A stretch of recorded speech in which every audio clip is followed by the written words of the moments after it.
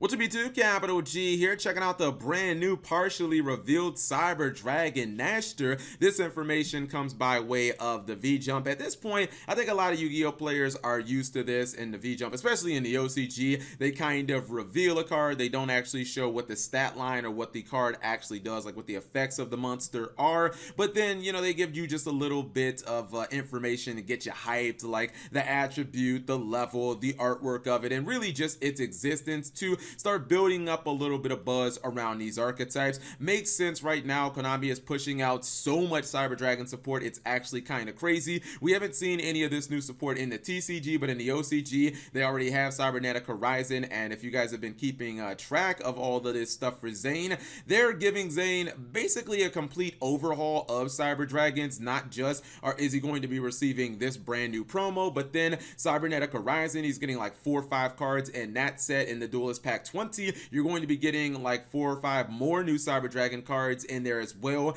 They recently did the same thing to Kaito. I talked about that when I was discussing the Galaxy Link monster, and it really feels like they're pushing anime decks so much right now. I fully believe that Konami is trying to get more of these old anime decks like competitive with this legacy support, which I am actually a huge fan of. My one kind of, I guess, reservation with this card in particular is I kind of feel like at some point it becomes a little too much. And I don't want people to say, oh my goodness, Cap G hates legacy support, confirmed, because I don't. There are a lot of archetypes, especially older ones, even ones from like the Art V era, like Melodious. I'm like, man, can Melodious please get some support? Like, I just want that deck to, just one time in its life be like tier 2 level to where you could play it in top of regional or something like that. But sometimes I kind of feel like it's too much of a good thing, where Konami, maybe they tunnel too much of their focus on a couple of archetypes. And I mean, it does make sense because they're pushing characters that are like wildly popular.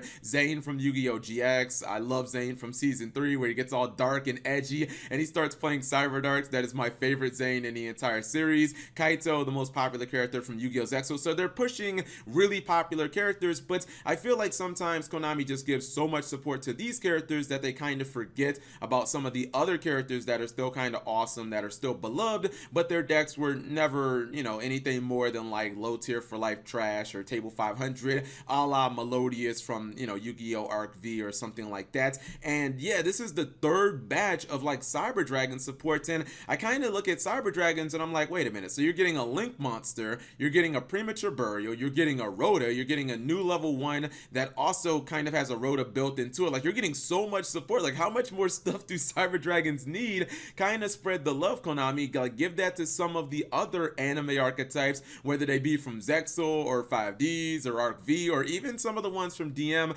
I feel like maybe Konami is doubling down a little too much. Like, I'm fine with giving more legacy support, and then even if you want to double down and give a 2nd batch, but when you give a 3rd batch like Cyber Dragons are getting, then it's like, all right, man, this is enough cards where you could have made a brand new archetype, and you could have easily made this deck like tier 0 if you want. So if Cyber Dragons still aren't like, competitive, or if they're still not able to be able to break through and get like that YCS top level, it'll be unfortunate, as I feel like they kind of have everything they need. Now, will this card actually be the good Power Bond Searcher that people have been waiting for a very long time? Because in the Duelist Pack 20, we got a Power Bond Searcher, but it's incredibly mediocre. I don't expect anybody to play it. Will this be a card that says, when it goes to the field from the grave, or when it goes from, the field to the graveyard, you just add Power Bond? Like, oh my god, that would be nuts, especially considering Cyber Dragons would be able to play like 1-for-1 in their deck, as they're going to have a couple of level 1 monsters. That'd be kind of sick. I hope that it is good if we're going to be getting it, but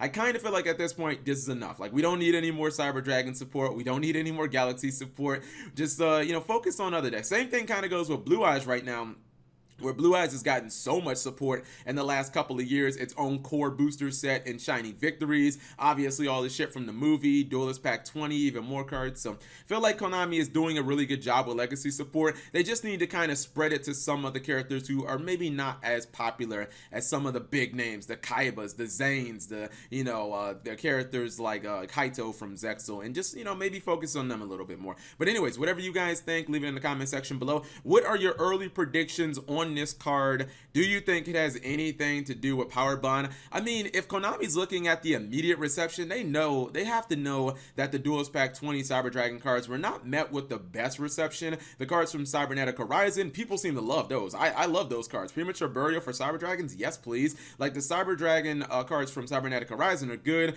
The DP20 ones are kind of shitty, but hopefully this card will be a nice balance, and maybe it'll push Cyber Dragons to that tier maybe 1.5 status that Konami's probably looking for. Anyways, thank you guys for watching. As always, subscribe if you have not already. Of course, when this card is actually fully revealed, I will break it down and we'll have the mystery uncovered. Thank you guys for watching. As always, subscribe if you have not already, and turn on that notification bell for daily videos.